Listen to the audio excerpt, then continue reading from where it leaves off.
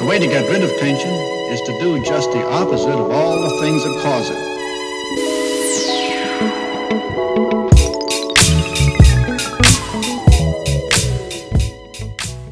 Hello everyone, this is Hugo from Ichiban Painting, and today we're going to be looking at painting the StormEagle. So once the base coat was done, the base coat was primer black, then after that a midnight blue, then after that ultramarine blue from the top, so zenithal spraying on this model also creates a lot of shadows and really cool. So now what I'm doing is, once the base was all done, I did some pre-shading. So I'm going to hit every line and every panel with black, and I'm gonna shoot it like that, but like you see in the video right now.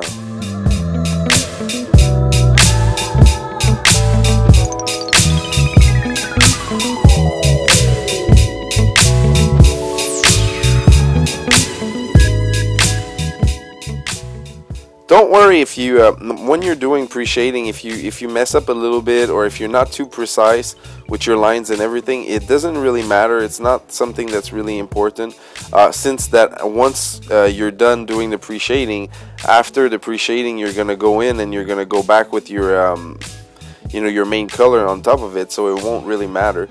Here what I'm doing is I'm using a instruction manual for the Infinity, just as to block, because since it was on the edge of the wing, you don't want that pre-shading to go on areas where they shouldn't have that shade there.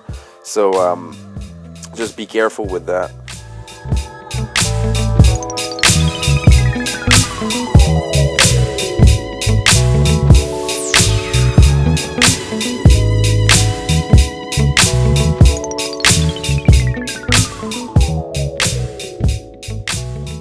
So this is what the model looks like after pre-shading was done.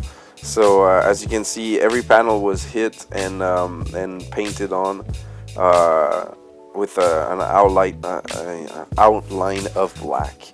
And now basically what we're gonna do is that actually we're gonna take the ultramarine blue and spray on top of that pre-shading, just to make the you know, the pre-shading stands out a little bit less, and blend it in with the main color, just to look like if it was weathered.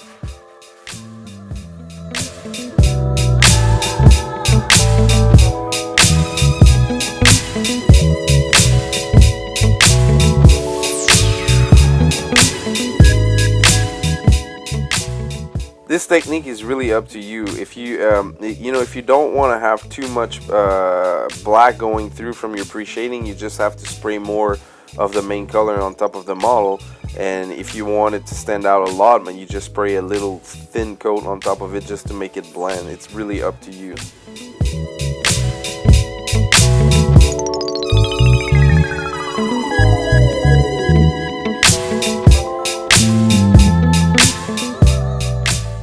So once I was satisfied with the black, the pre-shading, and the way it was transparent from the base coat that I just did, I wanted to paint some areas in white. So basically I masked those areas, and now I'm just gonna you know, base coat them white.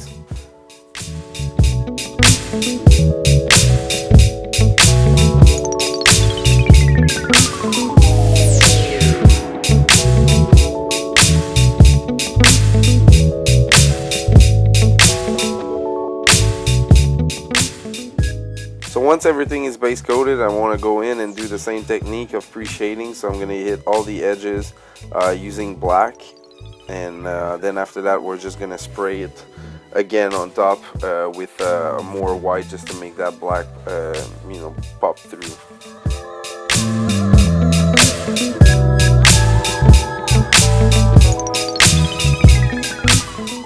So basically that's it. This is going to be video part 1 of the series, and I'm going to show you in the other videos how I did certain details of the model. Would love to do A to Z tutorial, but this model is a pain in the butt, because you always have to move it when you're painting it. Makes it really difficult to be doing a whole video. But I'm going to show you certain you know, specific details, and how I'm going to do the whole weathering and everything in other videos. So you're still going to be able to see a lot of the process. So I hope you enjoy it. I'll see you on the next video. This was Hugo from Ichiban Painting.